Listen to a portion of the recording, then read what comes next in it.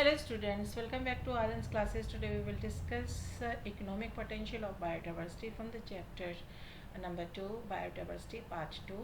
तो चलिए करते हैं इकोनॉमिक पोटेंशियल ऑफ बायोडाइवर्सिटी की जो जैव विविधता है उससे आर्थिक संभावनाएं जो हैं वो क्या हैं. A large chunk of human population in India lives in rural and semi rural areas.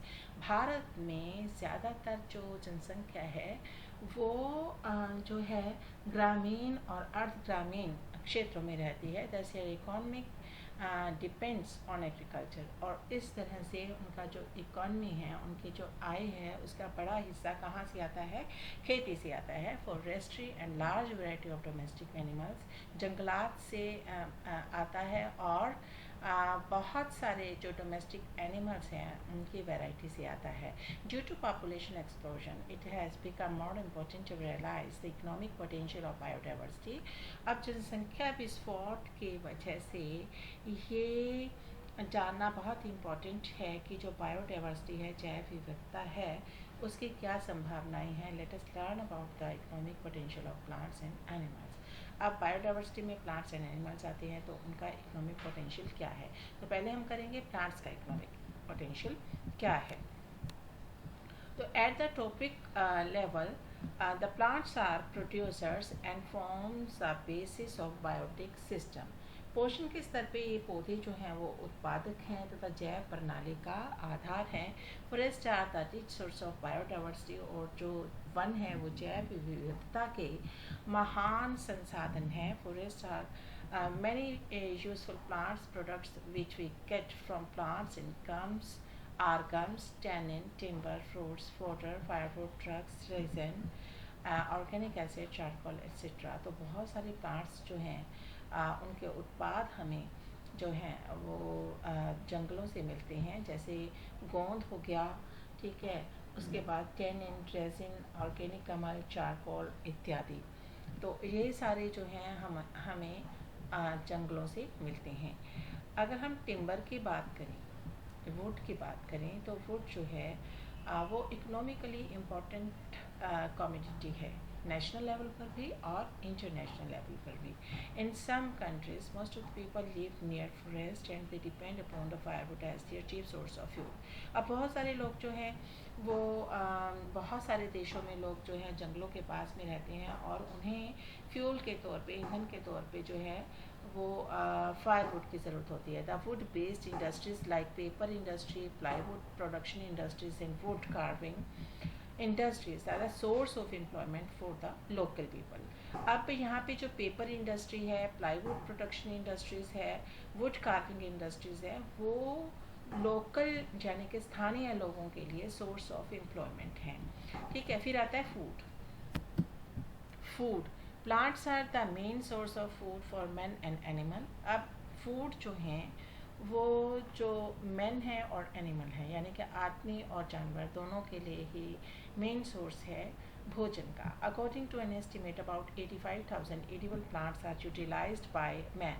85,000 जो खाने योग्य पौधे जो हैं वो इंसान के द्वारा इस्तेमाल किए जाते हैं. Around 200 species of plants have been domesticated as a food plant और 200 स्पीसीज हैं जो कि फूड प्लांट्स की जो कि फूड के तौर पे जो है वो इस्तेमाल की जाती है और लोग उसे घरों में इस्तेमाल करते हैं.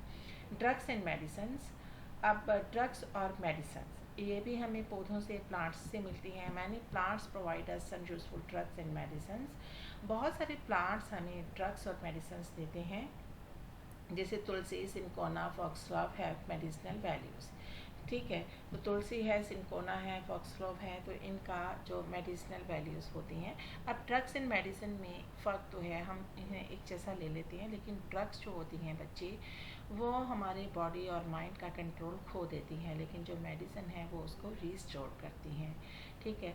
टूरिज़म आ गया. टूरिज़म जो है फॉरेस्ट, उसमें जो फॉरेस्ट हैं वो इसके अंडर आते हैं. क्यों? क्योंकि forest are host of animal, birds and insects. क्योंकि यहाँ पे एनिमल्स, बर्ड्स और कीड़े मकोड़े रहते हैं.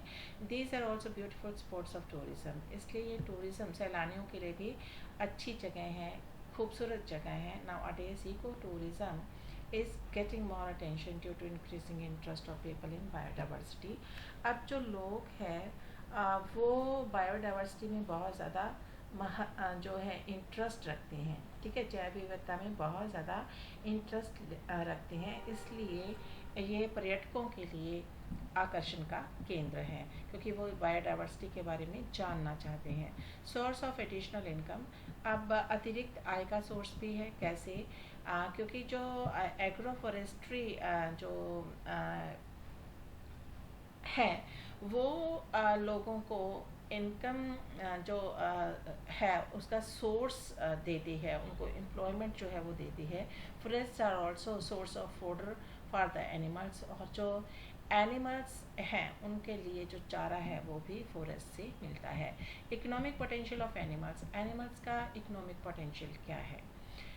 इसमें सबसे पहले आता है fish and fish products are great economic importance in international trade as they provide good quality of protein. सब जो फिश है वो प्रोटीन का बहुत रिच सोर्स होती हैं, तो इसका आर्थिक तौर पे बहुत महत्व है। इंटरनेशनल ट्रेड भी जो है वो इनका किया जाता है। Poultry has long been a source of meat and eggs, poultry जो है वहाँ पे भी पोल्ट्री इंडस्ट्री में भी जो मीट और एग्स होते हैं वो मेन जो होते हैं जिनको लोग ख़रीदना पसंद करते हैं, और औद्योगिक तौर पे भी इनकी महत्वता है। तो इस तरह से ये इकोनॉमिकली लोगों के लिए फ़ायदेमंद होते हैं। Sheep and goat are the rich source of milk, sheep और गोट जो होते हैं उनसे मिल्क, मीट और वूल मिलता है। Donkeys, camels, mules, bulls, horses are used by agriculture and transportation that plays a significant role in economic activities of man. और जो गधा हो गया, ऊँट हो गया, खच्चर हो गया, बुल्स हो गए, घोड़े हो गए, ये सब एग्रीकल्चर और ट्रांसपोर्टेशन के लिए भी यूज़ किए जाते हैं, और उसके बदले में उन्हें जो है लोगों को इकोनॉमिक जो है वो फ़ायदा होता है। हनी बीज help in pollination of flowers and give Honey, Honey बीज जो है मधुमक्खी जो होती है वो पॉलिनेशन ऑफ फ्लावर्स में बहुत ही महत्वपूर्ण भूमिका निभाती है, और हमें जो हनी है वो भी देती है, शहद भी देती है।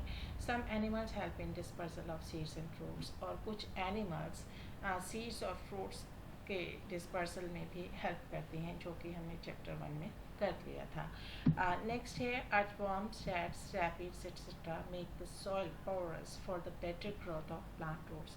और जो अर्थवर्म्स होते हैं, रैट्स होते हैं, रैबिट्स होते हैं, वो भी जो है वो भूमि को उपजाऊ बनाते हैं, और जो प्लांट्स हैं उनके रूट्स को, उनकी जड़ों को ग्रो करने में हेल्प करते हैं।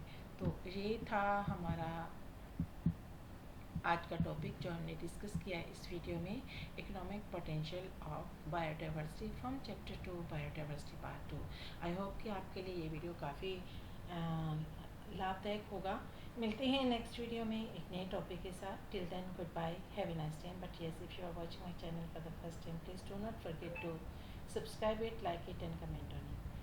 Thank you for watching this video.